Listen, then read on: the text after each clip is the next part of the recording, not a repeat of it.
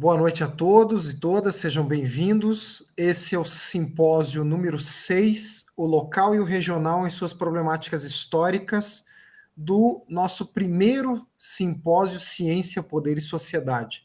Nós teremos 3 apresentações, estão presentes, temos uma apresentação faltante, e vamos iniciar com a Carla Tedescato Geller, que pronuncia, Carla? Isso. Ok, obrigado, Carla, pela presença. Depois nós teremos o professor Luiz Brent e o professor Douglas também, que vão apresentar seus trabalhos. Teremos aí o tempo de 15 minutos para cada apresentação e depois temos um tempo aí para questões, dúvidas, para a gente trocar ideias em relação aos trabalhos. Então, Carla, fique à vontade. Assim que você começar, eu começo a cronometrar seu tempo. Tá? Muito obrigado pela presença, Carla, e uma boa apresentação. Obrigada, boa noite a todos. Obrigada pela oportunidade de apresentar. Eu me chamo Carla Todescato Geller, eu sou doutoranda do PPGDR, o Programa de Pós-Graduação em Desenvolvimento Regional, e o meu orientador, o professor Márcio Gazola. Então, nesse ST6, o local e regional em suas problemáticas históricas, vou apresentar o trabalho intitulado Tecnologia e Políticas Públicas na Agricultura Familiar, caminhos de inclusão ou barreiras de exclusão.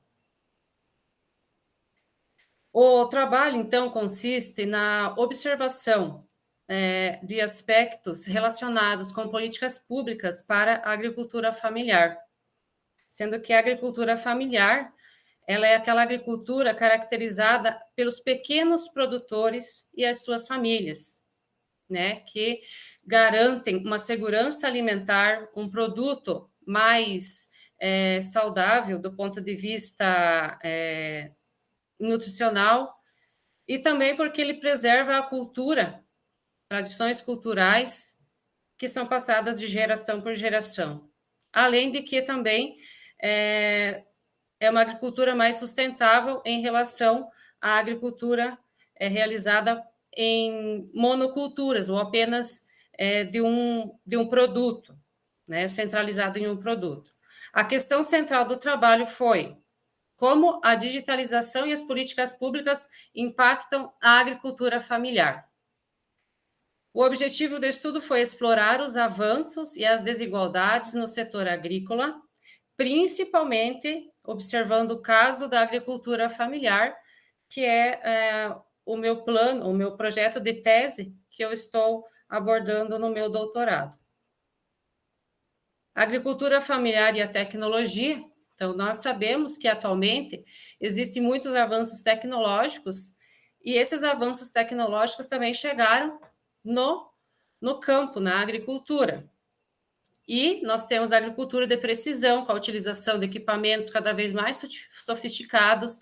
Nós temos plataformas digitais de comercialização, que também passaram a ser utilizadas pelos agricultores familiares. E essa tecnologia, ela tende a fazer com que o mercado consumidor se expanda, que o comércio se expanda, que seja possível realizar a rastreabilidade e certificação dos produtos que os produtores rurais vendem, e esse comércio eletrônico também reduz os intermediários na hora da comercialização. Quais seriam os desafios da utilização da tecnologia pela agricultura familiar? Um alto custo da adoção das tecnologias, falta de infraestrutura, eletricidade e internet, e problemas em relação à capacitação técnica devido a alguns agricultores familiares ainda possuírem dificuldades em compreender a utilização de equipamentos mais sofisticados, mais digitais. O trabalho que eu fiz, ele focou mais em 2 políticas públicas que foram feitas pelo governo federal a fim de ajudar o produtor da agricultura familiar. Essas políticas são o PRONAF, que é o Programa Nacional de Fortalecimento da Agricultura, e o Programa Rede Brasil Rural.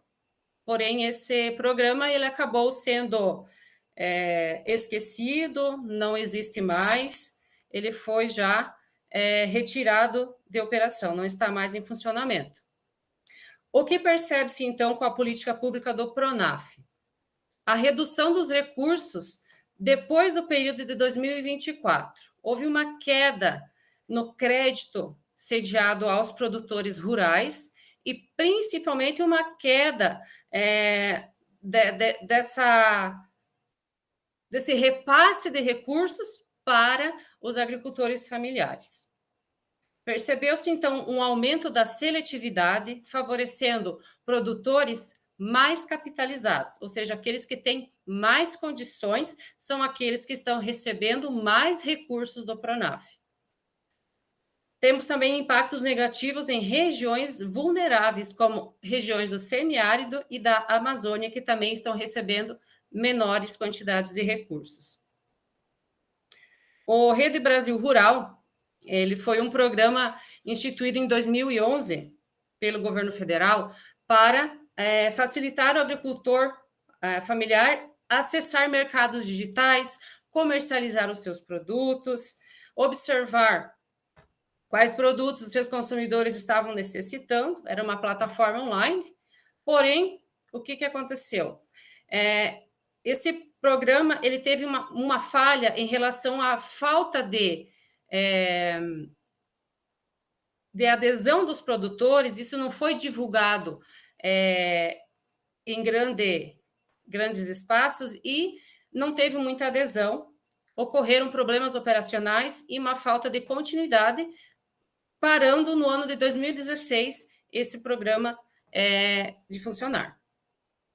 Aqui nós temos um mapa que foi extraído do Banco Central do Brasil, em que mostra, no decorrer dos anos, a quantidade de produtos que foram deixados de serem produzidos nos anos de 99, 2008 e 2018. O que a gente pode perceber é que as regiões onde estão em amarelo são as regiões de produção de soja. E em 2018, ocorreu um aumento significativo na produção de soja, ou seja, uma monocultura, o que apresenta uma redução da agricultura familiar, pois a agricultura familiar ela é aquela em que eu tenho vários produtos sendo produzidos lá no campo, lá na lavoura, né? Então, deu-se mais abertura, o PRONAF, para aqueles que tinham produção de monoculturas, principalmente monocultura da soja. Aqui nós temos um gráfico que foi retirado também do Banco Central do Brasil, que demonstra a redução no volume dos recursos aplicados para o PRONAF. O PRONAF do Grupo A. Quais são esses PRONAFs do Grupo A? São aquelas pessoas que fazem parte da reforma agrária. Então, olhem lá a porcentagem, não sei se vocês conseguem visualizar, mas a porcentagem diminuiu de 2018 para 2008 e para 2018 também reduziu. O PRONAF do Grupo B são aqueles agricultores familiares que possuem uma renda de até R$23 mil por ano. Então, olhem a porcentagem também aqui. Eles tiveram um pouco de aumento, né? De 1 foi para 5 e depois foi para 6. Mas o que mais aparece, que é bem relevante, é a porcentagem do PRONAF que é utilizado pelos demais agricultores familiares, que são aqueles que possuem uma renda maior, que são chamados de agricultores do grupo variável. Eles possuem uma renda maior de 23 mil, porém menor que 415 mil por ano. Então, a maior quantidade do PRONAF está sendo destinada para aqueles agricultores que não são nem do grupo A, nem do grupo B, mas os agricultores familiares do grupo variável. Agora, em relação à utilização de tecnologias, das TICs, como a gente fala, né? Tecnologias de informação, Aqui nós temos uma tabela que mostra o acesso à internet e o tipo de conexão que são utilizados na agricultura familiar. E tem também os grupos familiares aqui, né, que são mostrados. Em relação aos agricultores não familiares, observa-se que a presença da internet está em 51% e 48% não utilizam a internet, não possuem acesso. Quando falamos em agricultores familiares, a presença da internet está em 41% dos estabelecimentos agropecuários, enquanto que 58,14% não possuem acesso à internet. Os agricultores familiares do grupo B, que são aqueles que têm renda de até 23 mil reais por ano, essa classe possui 29% de acesso à internet, enquanto que 70,23% não tem acesso à internet. Os agricultores familiares, que são daquele grupo variável que eu citei antes, apresentam 48% de acesso à internet e 51% que não têm acesso à internet. E os agricultores que não usam o Pronaf também foi colocado aqui, foi selecionado que cerca de 77% têm acesso à internet e 22,3% não possuem acesso. Verifica-se, então, que a presença da internet ela é mais acessível para aqueles que não fazem parte dos agricultores familiares mais vulneráveis, eu posso falar, né, dessa forma, os mais vulneráveis ou os menos capitalizados. Então, seria um problema, né? Principalmente para quem quer produzir algo voltado para a tecnologia, algo voltado para mercados digitais. Então, essa classe está sofrendo uma distinção. Aqui nesse gráfico nós temos estabelecimentos agropecuários da agricultura familiar sem energia elétrica. São dados do ano de 2017 do IBGE, Instituto Brasileiro de Geografia e Estatística, onde temos cerca de 47,9% de estabelecimentos agropecuários sem internet no Amazonas, 31,5% sem internet no Acre, 37,4% no Maranhão. Então, são essas regiões mais afastadas, onde nós temos mais agricultores familiares, não têm acesso ainda à energia elétrica. Lembrando que esses dados ainda são de 2017, né?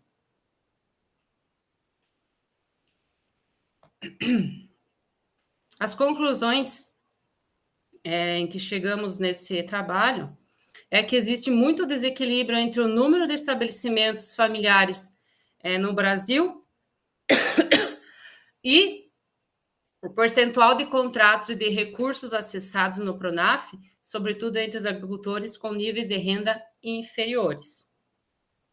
A digitalização, ela é promissora, porém não está acessível a todos ainda, ela não é inclusiva ainda. Então, necessita-se de uma infraestrutura e uma capacitação para evitar exclusão digitais desses agricultores familiares.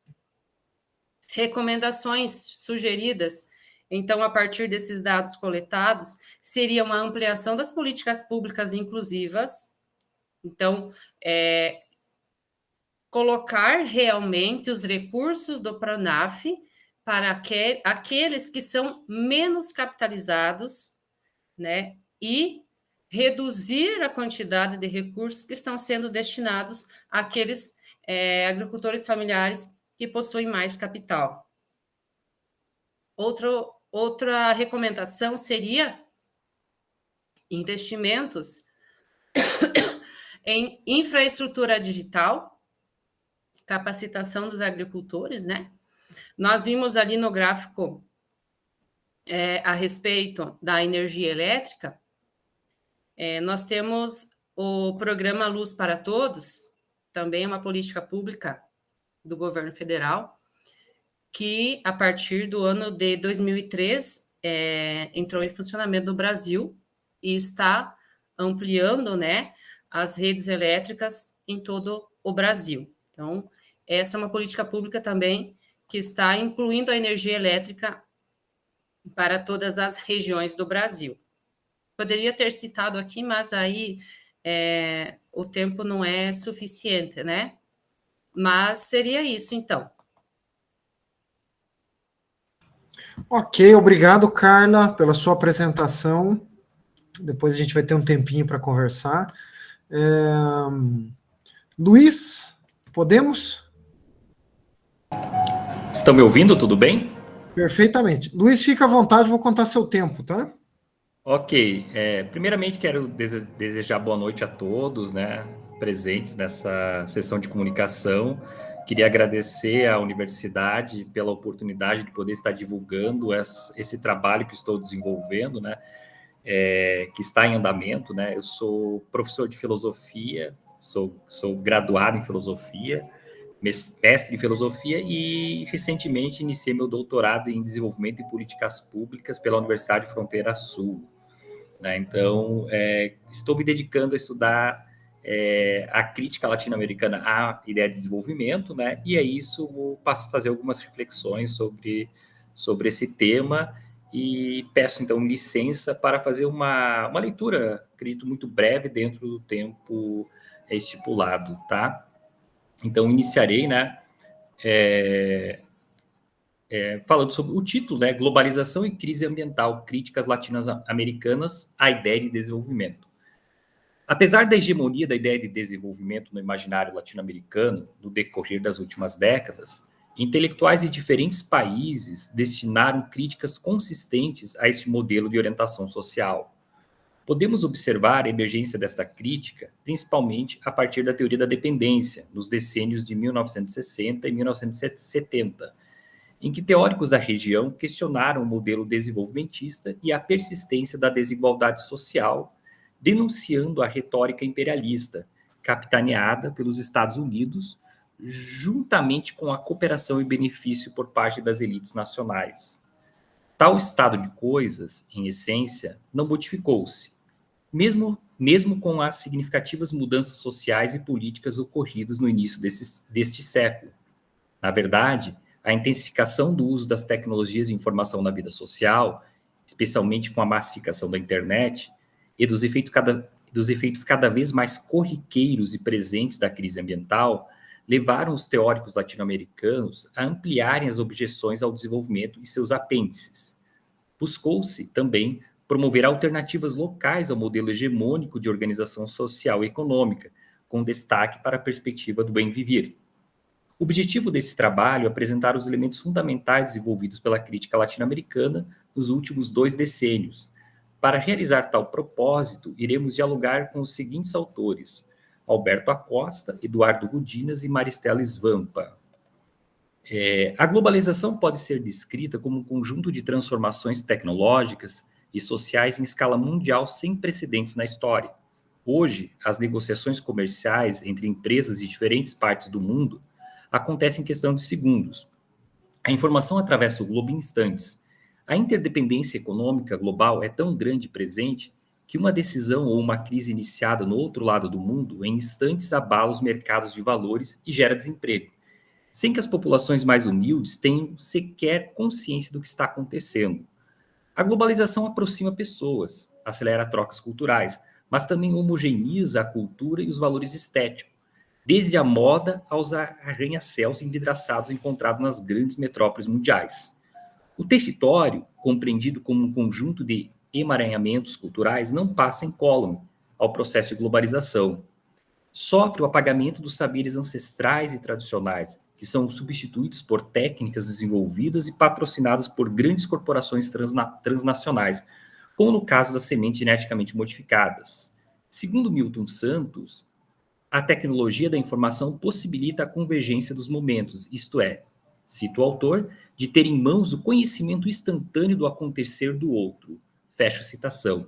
Porém, o que, por um lado, poderia ser visto como uma forma construtiva de um intercâmbio cultural global, está, efetivamente, nas mãos de poucos atores que controlam a tecnologia, e isso constitui uma forma de privilégio e de exclusividade.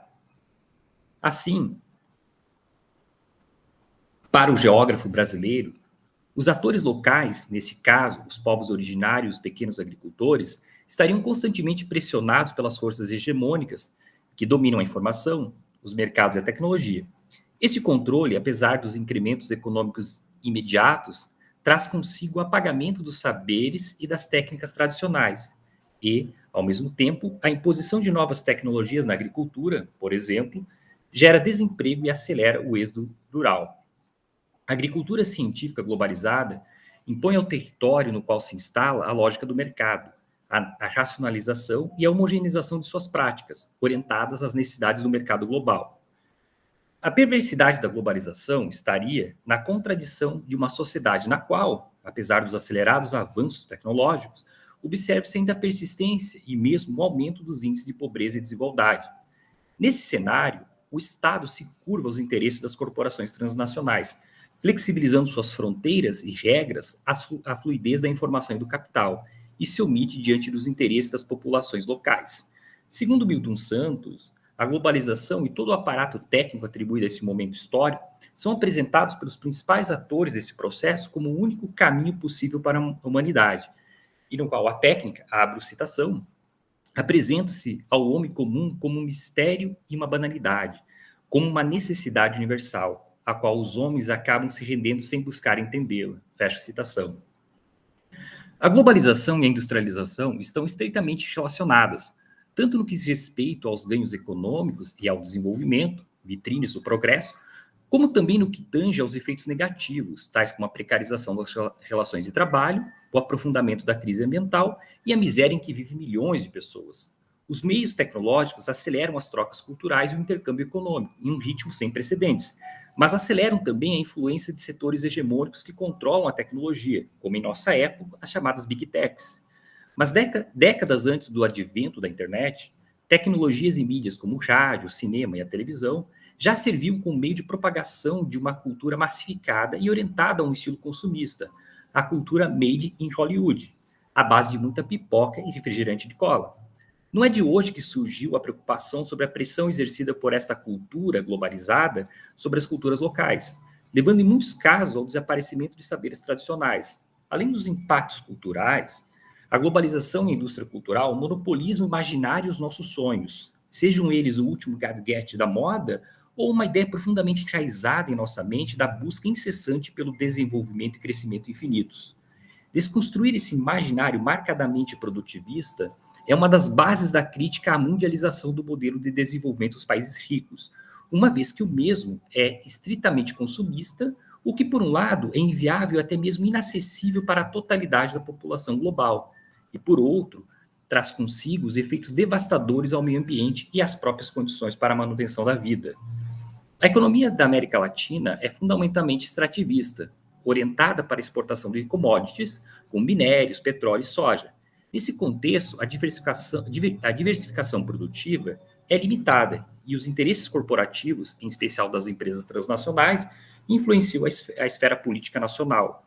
A sinergia entre os interesses corporativos de um lado e a manutenção do poder político de outro faz do Estado, em geral, defensor do modelo extrativista, aprovando leis que facilitam as operações produtivas e, quando necessário, usando da força repressiva contra aqueles que se opõem ao progresso nacional. Assim, a expansão da economia extrativista, aliada ao processo de globalização, impõe um estreitamento do horizonte conceitual acerca do desenvolvimento. Este, por fim, se apresenta como uma ideia hegemônica e padronizante, limitando e impossibilitando a existência de imaginários não capitalistas e outras formas de configurar o mundo. Aqui uma citação, configurar o mundo de Arturo Escobar.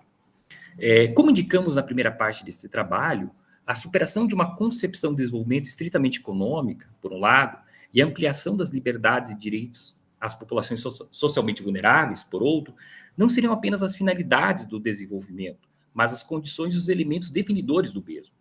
Enquanto Sen, 2010, resgata os princípios do liberalismo clássico para ampliar o escopo da noção de desenvolvimento, os autores latino-americanos que fundamentam esse artigo buscam transcender e até mesmo abandonar o termo desenvolvimento, uma vez que o mesmo está irremediavelmente contagiado por um conjunto de noções de caráter positivista, evolucionista e economicista.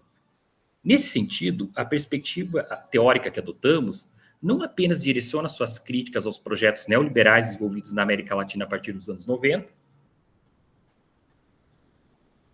mas também endereça e estende as suas críticas aos governos progressistas que chegaram ao poder no continente no primeiro decênio deste século, como os representados por Lula no Brasil, 2003 a 2010, ou por Hugo Chávez na Venezuela, entre 1999 e 2013. Segundo Svampa, 2019, estes e outros governos progressistas latino-americanos utilizaram o contexto econômico favorável, impulsionado pela crescente e valorizada demanda global por commodities, para a realização de extensos programas sociais para as populações mais vulneráveis, gerando impactos significativos na redução da miséria no continente. Apesar destes claros avanços em termos sociais, o modelo estava ancorado em um paradigma desenvolvimentista, promovendo o desenvolvimento às custas da exploração predatória da natureza e do avanço sobre os territórios ocupados pelos povos indígenas e pelas populações mais humildes.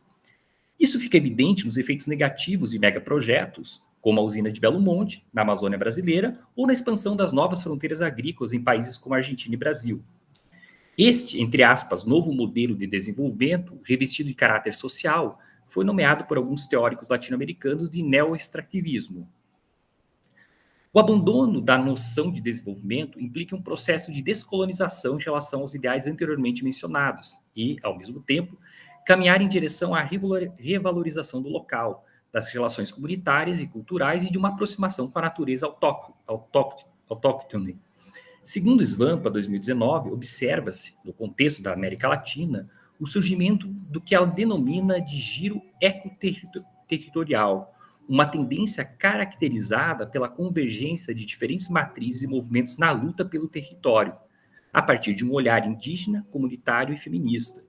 Entre as alternativas ao modelo hegemônico de desenvolvimento, destaca-se a perspectiva do bem viver e de um novo paradigma relacional com a natureza, de caráter biocêntrico, em que a pluralidade das cosmovisões indígenas, marcadas por valores comunitários, solidários e sustentáveis, desempenha um papel de relevância, convertendo-se, abre-se citação, em uma resposta de vanguarda diante da atual crise civilizatória. Fecha aspas. E seria essa minha apresentação. Muito obrigado. Obrigado a você, Luiz. Vamos passar, então, daqui a pouco a gente conversa, Luiz. Vamos passar, então, Douglas, por favor, fique à vontade. Começando, eu cronometro seu tempo. Douglas, fique à vontade. Beleza. Começando, então, obrigado aí pela oportunidade de a gente conversar um pouco sobre as nossas pesquisas. Agradeço aí a Carla e o Luiz também pelas apresentações, e acho que a gente tem muito gancho para puxar, assim, né, enfim. Bom, meu nome é Douglas, então, eu sou mestrando aqui do PPG-DR em Pato Branco, eu sou orientado da professora Clara, e o meu trabalho tem como título o seguinte, o movimento hip-hop, o território de fronteira e a ontologia relacional, a reterritorialização através do movimento artístico. Meu trabalho, então, ele passeia, digamos, nos conceitos decoloniais, como a gente já debateu aqui, o Luiz já comentou alguns, principalmente sobre essa questão dos modos de vida, né, o bem viver também.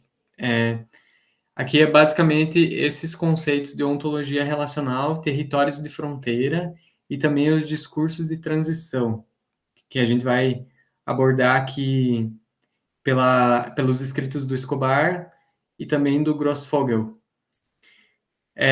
A minha motivação, digamos assim, de estar escrevendo sobre o movimento hip hop veio justamente de uma disciplina que a gente estudou, os decoloniais, E justamente numa perspectiva, digamos, complementar essa que o Escobar tem sobre a ligação com o local, né?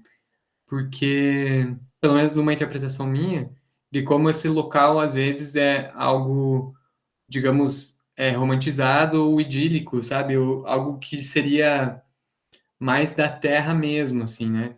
Mas eu queria tentar enxergar a ótica da urbanidade por esses conceitos. E aí, então, o hip hop, ele traz um pouco disso, né? Que é um movimento artístico em ambientes urbanos.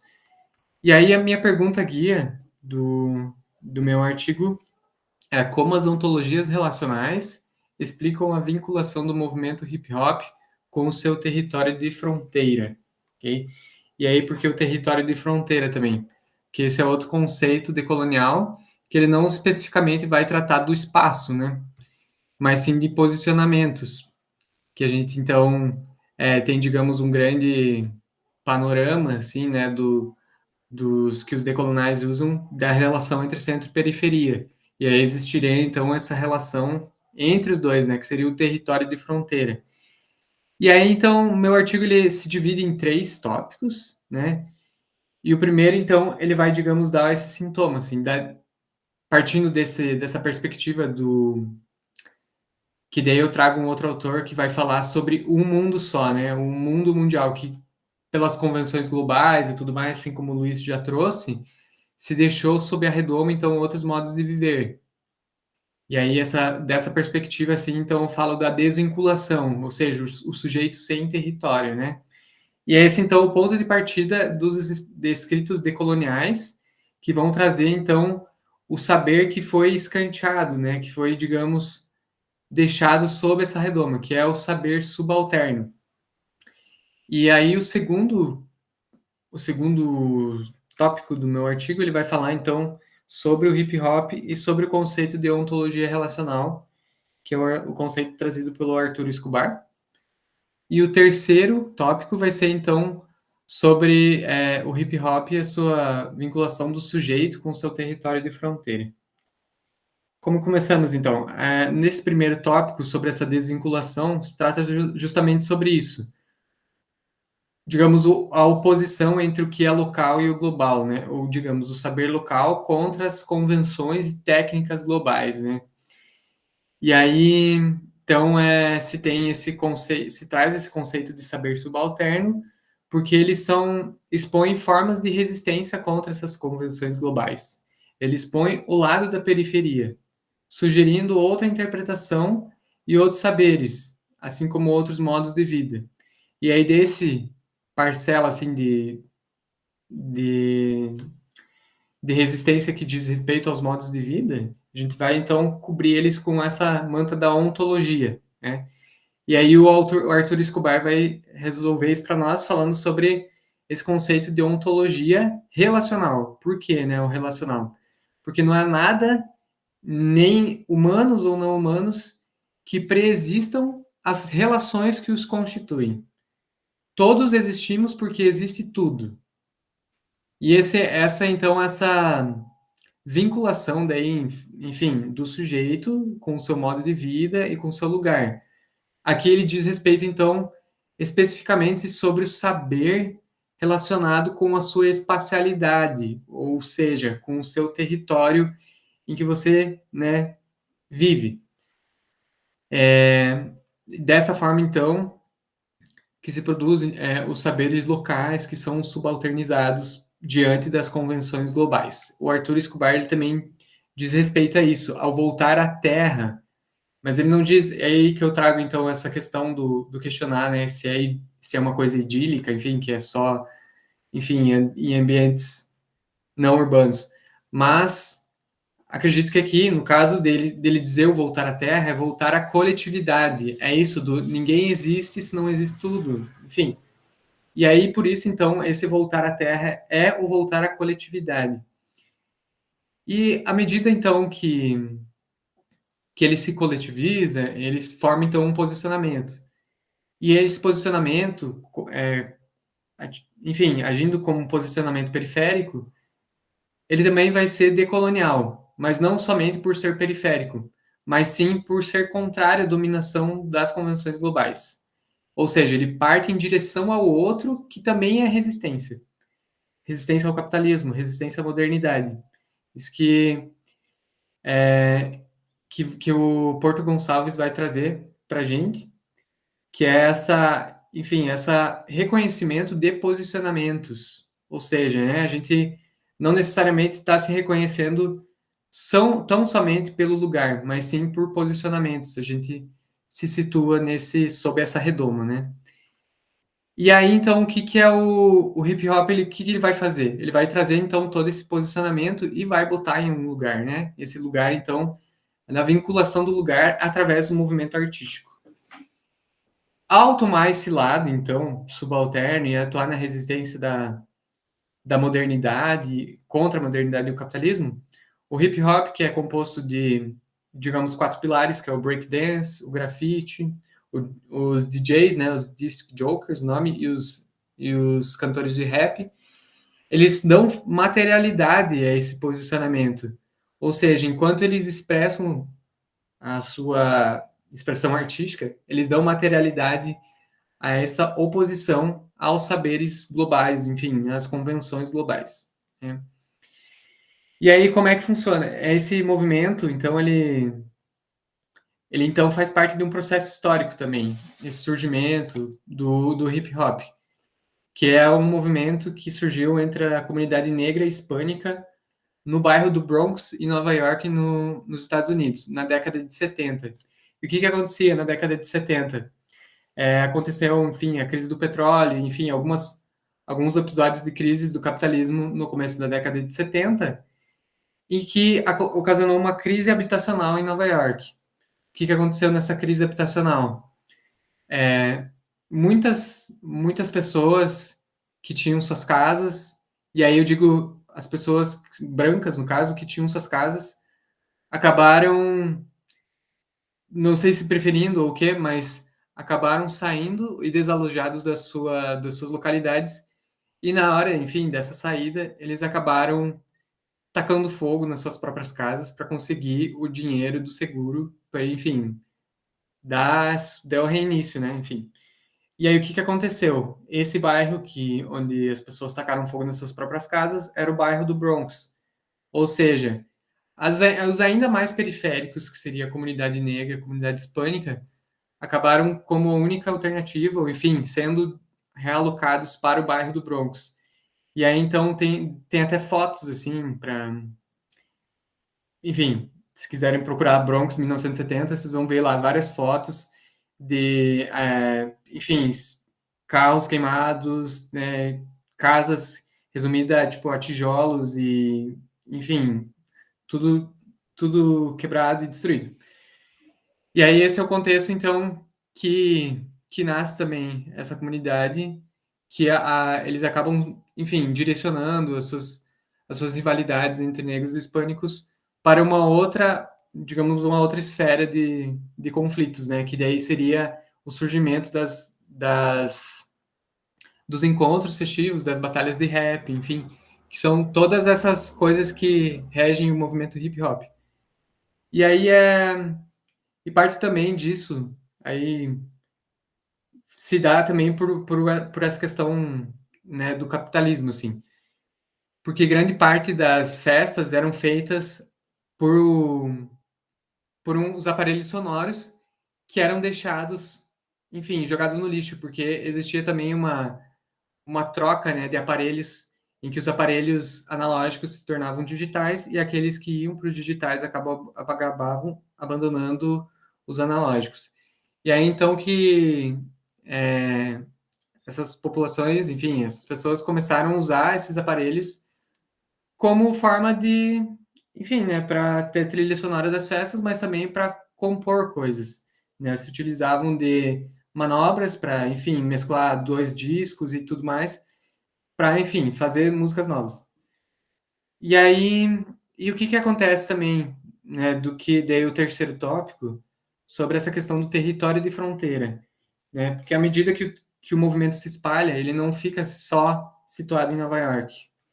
Ele é um movimento que é parte de algo maior, né? Então, para que as pessoas se reconheçam como parte desse movimento, elas se situam nesse território, né? Que é o território não, digamos, não espacializado, né? Pelos reconhecimentos, como parte da periferia, eles se reconhecem, então, como parte desse movimento. E aí, o que é o território de fronteira? É isso, assim, porque a gente está usando desse mapa global para se constituir um local. Então, ele mescla, né, o que é local e o que é global. E aí, é isso, assim, né, como que esse movimento, ele é os dois ao mesmo tempo, né. E é isso. Acho que se resume a isso a minha apresentação. Muito obrigado. Obrigado, Douglas, pela sua apresentação. Acho que temos um tempinho aí, gente, para questões, dúvidas. O Mariano fez uma postagem no chat. Já vamos olhar, Mariano. Mas eu gostaria de começar, gente. Tem uma observação para cada um. Não sei se vocês vão querer conversar entre vocês. Mas eu tenho apenas um comentário para cada um. E assim, gente, eu vou fazer o disclaimer, tá? O que eu vou comentar em relação aos trabalhos de vocês é desta audição, tá? Do que eu ouvi de vocês agora. Então, não li os trabalhos de vocês, tá? Então, se eu for inconsequente ou vocês acharem as minhas observações injustas, tá? Podem descartar tranquilamente, tá? Então, para Carla, Carla, eu não sei, não estou seguro se a tua hipótese, me pareceu uma hipótese, né? De que o acesso à tecnologia vai favorecer de alguma forma a produção ou um arranjo melhor para a produção no interior da agricultura familiar, tá? Então, gostaria de saber, Carla, se você está prevendo na tua pesquisa algum estudo de caso relacionado à aplicação ou não da tecnologia em pequenas ou médias propriedades através desse enfoque na agricultura familiar, tá? Se você puder comentar um pouco. Eu vou fazer as três, tá, gente? Daí eu passo a palavra a vocês, né? Para o Luiz, Luiz, me interessa muito essa tua crítica do desenvolvimento, tá? Quero, se você tiver alguma coisa escrita e tal, se quiser até já postar aí no chat, depois eu já coloco aí na fila de leituras, tá? Em relação ao teu trabalho. Me interessa muito essa tua crítica do desenvolvimento. Eu sou da área de história, Luiz, eu trabalho lá com o século XIX, né? Então, o meu pós-doc que eu concluí há alguns meses foi sobre as ideias de progresso e evolução, no caso, no nosso contexto nacional, né?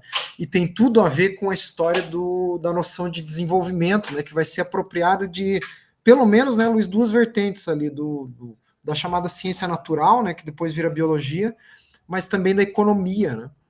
Vai ter essa influência que você comentou.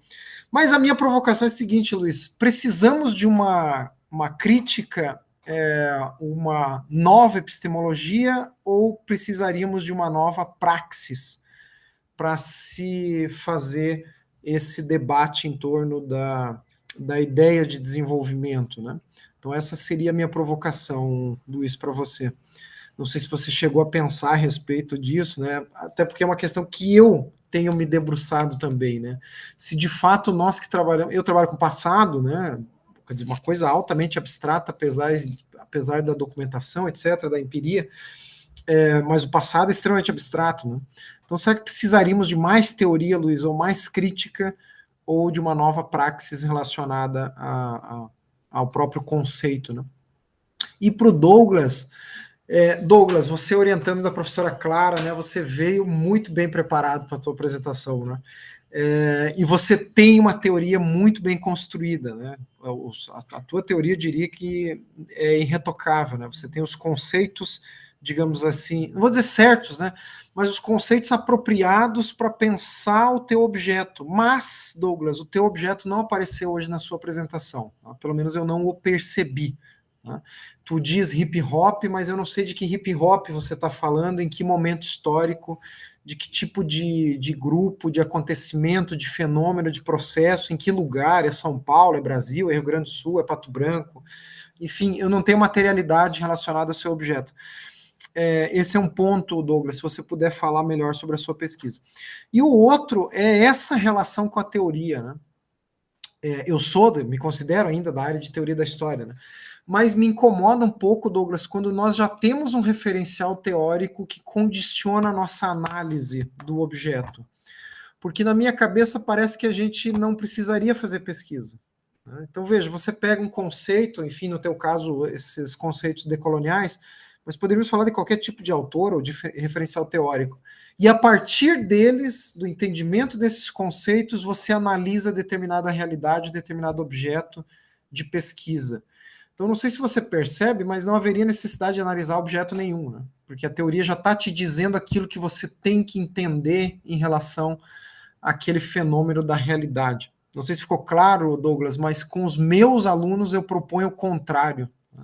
Que os objetos de pesquisa, as problemáticas analisadas, elas reformulem os referenciais teóricos e metodológicos, elas reformulem os conceitos. Tá? Então, é uma outra perspectiva do sujeito, né, do pesquisador em relação à sua própria investigação. Tá? Então, não sei, Douglas, como é que você tem pensado isso, ou se eu estou sendo muito injusto na minha audição da tua apresentação, tá? Mas fique à vontade para comentar. Seriam essas as minhas observações, gente. Aproveitem o que for possível, o que não for, não fiquem preocupados com as minhas observações, tá? Depois eu vou deixar vocês responderem, depois a gente passa para a questão do chat, tá? Carla, por favor, fique à vontade.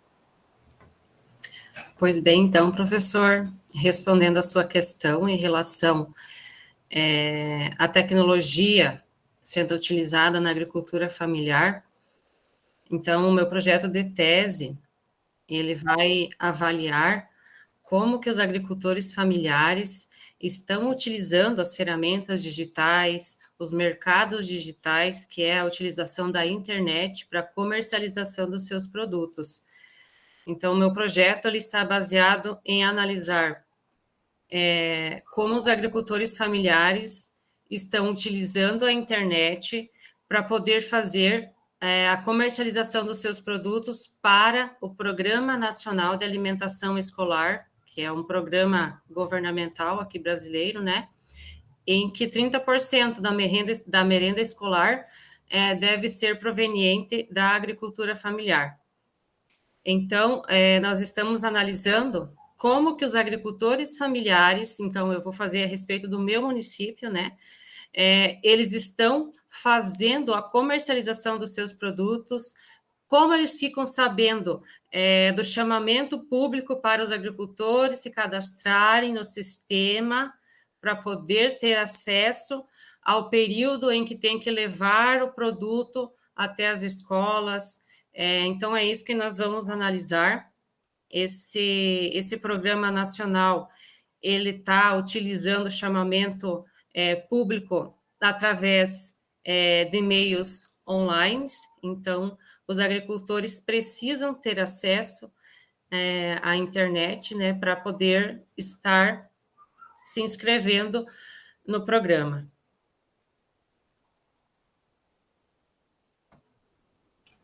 Ok, Carla. Obrigado pela sua resposta. Tá?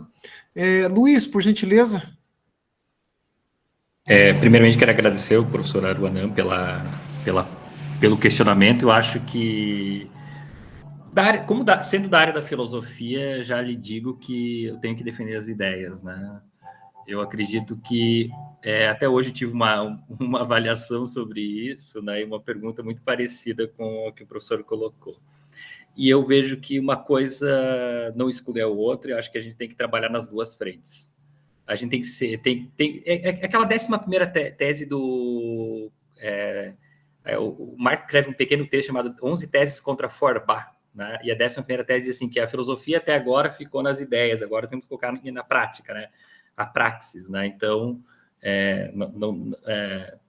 vamos se inspirar nessa frase do Marx. Eu acredito que sim, que a gente tem que lutar, não vou dizer em duas frentes, né? São múltiplas frentes, né? Então, acredito que a gente precisa descolonizar, né, esse nosso imaginário, essas ideias essas concepções que acabam norteando o nosso agir, né? Então, Às vezes a gente naturaliza, eu me interesso muito pela paisagem, né? Eu vivo aqui em Santa Rosa, no Rio Grande do Sul, que agora vai ter no final dessa semana a chamada FenaSoja, né? Festa Nacional da Soja, que diz que foi aprovada uma lei, né, pelo presidente anterior, que nós somos o berço nacional da soja. E aqui é uma paisagem completamente modificada. Segundo dados oficiais do Inventário Nacional, Florestal Nacional, restam 0,38% da mata nativa, da Mata Atlântica. E até foi interessante esses dias, numa apresentação do teatro no Sesc, né, um grupo de fora, né, e falou, nossa, como é bonito o Pampa aqui, né, daí até na verdade minha esposa levantou e falou assim, não, aqui é Mata Atlântica, né, não é Pampa, né, esse campo, né, na verdade é desmatado. Então, eu acredito que nós precisamos realmente discutir ideias, discutir concepções, né? E aí remonta eu fiz um trabalho esses tempos que remonta desde a Carta do Caminha ou do Diário do Colombo, né? Sobre a questão desse olhar colonial, né? Sobre o território, sobre as pessoas, os povos originários, e com certeza perpassa também ali no século XIX, pelo evolucionismo, Augusto Conte, está na nossa bandeira nacional, ordem, progresso, né? Então, é um assunto muito interessante, me chama muita atenção, né? Então, eu vejo que é muito importante a gente discutir essa questão de como essas ideias vão se renovando, recentemente, né? Recentemente não, lá no final dos anos 80, né, no relatório Brundtland, né, surge o desenvolvimento sustentável, né? Daí eu brinco que quando o desenvolvimento pegou mal, né, na verdade o Latouche fala isso, Serge Latouche, né? Quando, vamos dizer assim, o desenvolvimento pega mal, deixamos sustentável, né? Quando o negócio pegou mal, deixamos só o agro, né? Aí tem o Caio Pompei, tem um livro, A Formação da Política do Agronegócio, né? No Brasil, ele fala muito sobre isso, sobre essa estratégia de marketing. Então, e hoje tem o tal do ESG, né? Então, tem muitas coisas que vão surgindo, discursos, né, que vão mercantilizando, né, ou coisificando a natureza, créditos de carbono. Então, são tantas coisas, professor, que eu acho que é importante discutir, vamos dizer assim, denunciar isso no sentido de expor, né? E mostrar que não é essa paisagem desmatada, aí que parece um campo, não é assim. Não, ela está agora assim, mas ela não foi sempre assim, né? Ela passou por um processo violento de transformação. E aí tem vários autores, Ana Tsing, que eu trago, né? Mas eu acho também que nós temos que trabalhar com os agricultores, né? Trabalhar com as pessoas, no urbano também, porque as pessoas no urbano, eu tenho um projeto aqui também no Instituto, né? Eu trabalho, né, de plantio de árvores, né, mini floresta. Teve adolescentes que nunca tinham plantado, né? Ou o pessoal tomava erva mate e não sabiam o que era, não conheciam a Ilex paraguaiensis, né? Não conheciam a planta da erva mate, plantaram, né? Então, são questões assim que, com certeza, a praxis é importante. Então, eu vejo que nós temos que, por vários lados, nós temos que, vamos dizer assim, lutar contra essa hegemonia, essa naturalização, essa normalização de uma estética da destruição. Para mim, eu estou muito inclinado, estou inclinando o meu trabalho para até uma noção estética mesmo, né? Uma estética, né, de uma paisagem modificada, e que isso acaba também nos moldando, né? Então, eu não sei se eu consegui explicar, deixar mais explícito isso, mas eu acho muito interessante, fiquei muito interessado na tua pesquisa, e a pesquisa dos colegas também, né? E aí também anotei umas coisas do Douglas também, que eu também não sou um profundo conhecedor, estou há pouco tempo iniciando as leituras decoloniais, então achei muito interessante, anotei algumas coisas também.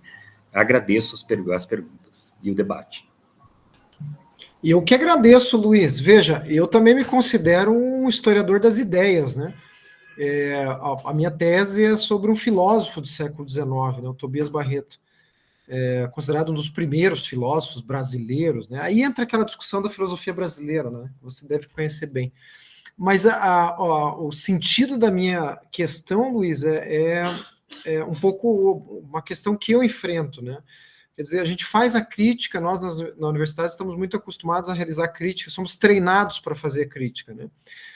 Mas aí o depois da crítica é que a coisa complica, né? Quer dizer, o que fazemos com a crítica? Geralmente a gente é treinado para fazer a crítica e a gente deixa ela para servir a quem achar que serve para alguma coisa, né? Geralmente quem se apropria disso são os políticos, ou são os teólogos, ou são os cientistas, enfim. Alguém se apropria em algum momento, né, das nossas análises.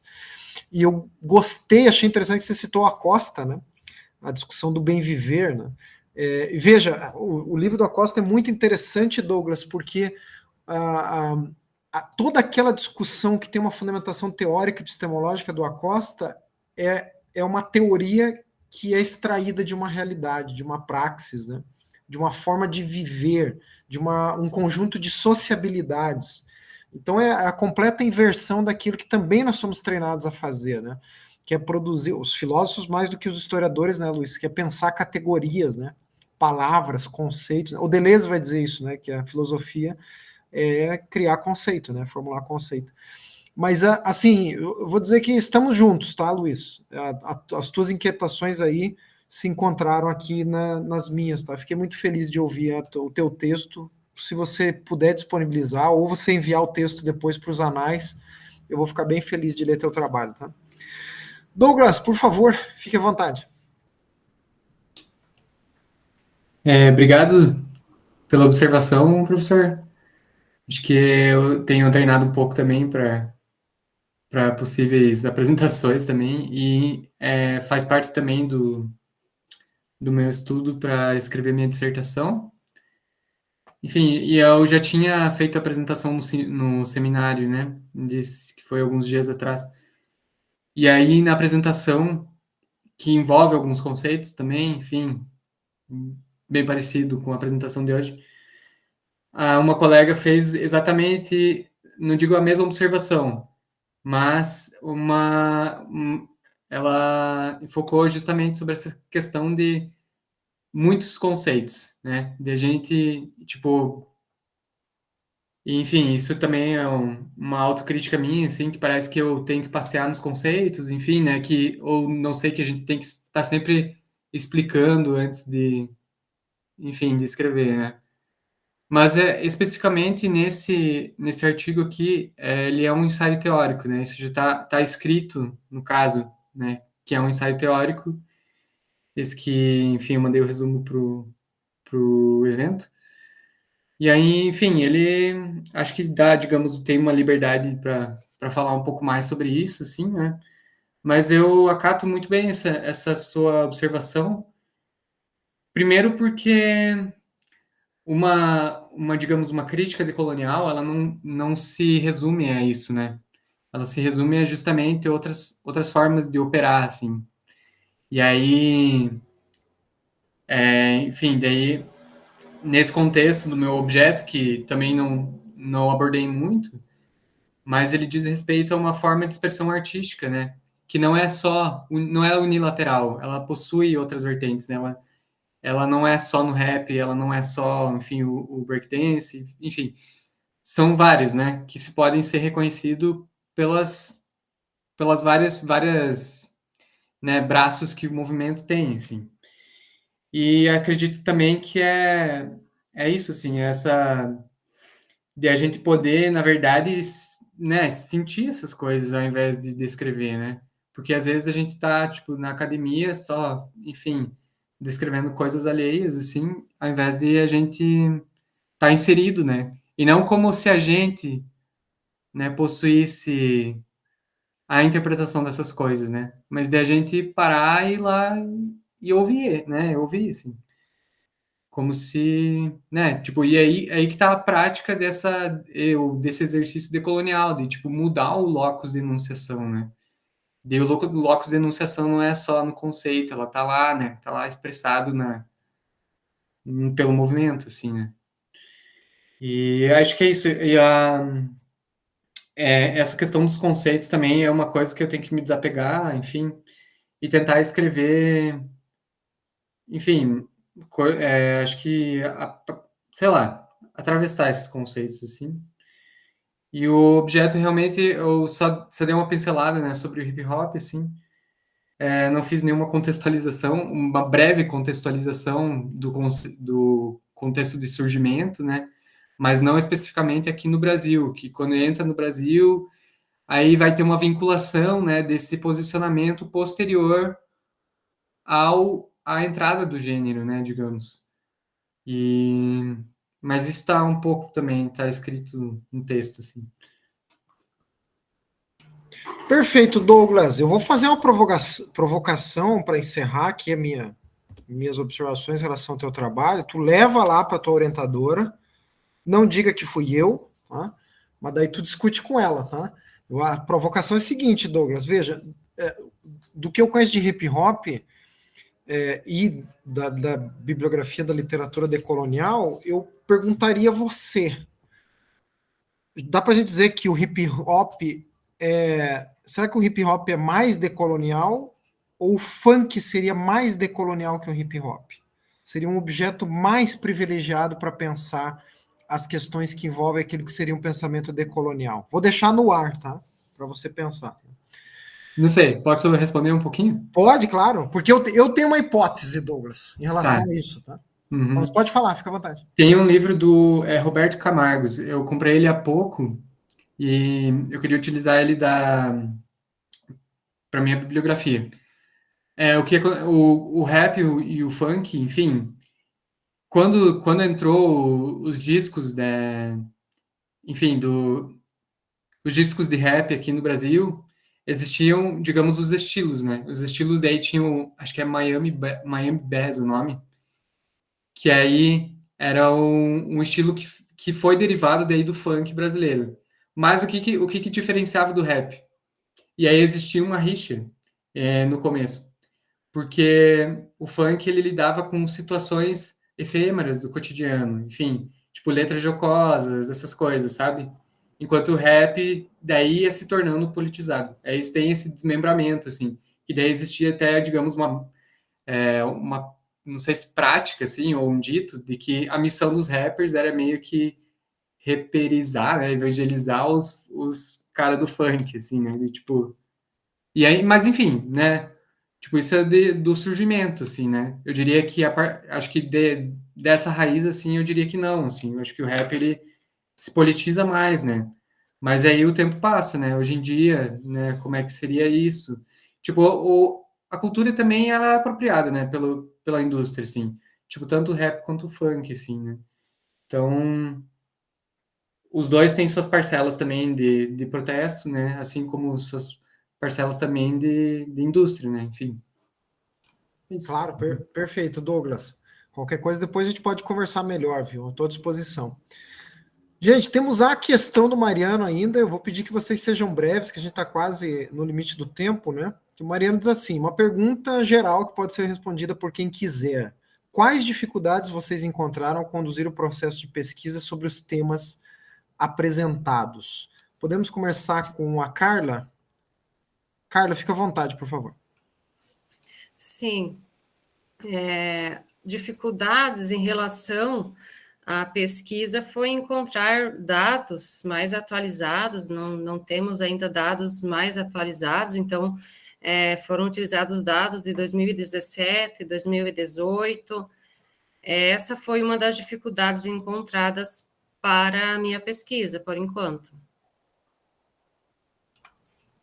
Ok, Carla, obrigado. Luiz, dificuldades da pesquisa. Obrigado, Mariano, pela pergunta. Dificuldades é tempo para leitura, né? Tempo para ler tanta coisa. Para mim, acho que tem muitos autores interessantes, muita pesquisa produzida interessante sobre a temática que eu estou estudando, né? Então, para mim, ainda estou agora terminando o primeiro ano do doutorado, né?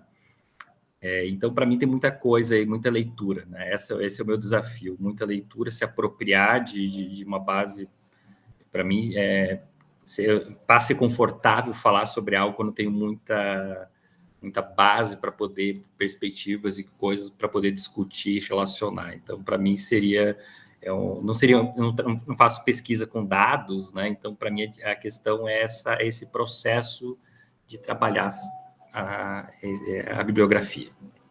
Obrigado. Obrigado a você, Luiz. Douglas, dificuldade de trabalhar com música. Eu acho que eu faço cor ao que o Luiz falou, que é da leitura, assim, também, de a gente conseguir, né, agregar, enfim, e conseguir, principalmente, costurar, na verdade, né, de poder, que daí, na verdade, são dois serviços, né, a gente primeiro, né, adiciona e depois, né, vai colando uma coisa com a outra, assim. Então, daí é essa pesquisa, assim, acho que para mim é o escrever, né, ele é um processo demorado, assim. Tipo, a gente pode fazer leituras, enfim, fichamentos ou o que for, né, diretamente das fontes, mas a hora de você botar para fora, assim, né, ele envolve, tipo, né, eu acho que tem que saber também os limites, assim, até onde que tu pode ir, enfim, e não ficar, né, às vezes, tipo, porque é isso, né, às vezes, por ser teórico, tipo, é um processo meio que permanente, assim, né, a gente vai reciclando, as ideias, né, podem mudar e tudo mais, e aí a gente tem que desapegar uma hora, assim, acho que essa parte do desapegar também é difícil, assim, mas é isso, assim, acho que é essa parte do trabalho teórico que a gente, né, fica com pouca praxis, é isso, né, daí por isso a gente não vê a prática, né, da coisa, assim, né. Perfeito. Mariano soltou mais um comentário lá. Ok, Mariano, obrigado. Obrigado pela presença, Mariano, também até agora. Pessoal, uma despedida de vocês aí, se vocês quiserem deixar uma mensagem. Carla, por favor. Então, quero agradecer as considerações, professora Aruanã. Agradeço aos colegas também. Foi muito, muito bom escutá-los, saber da pesquisa de vocês. Desejo boa sorte para nós nas nossas pesquisas.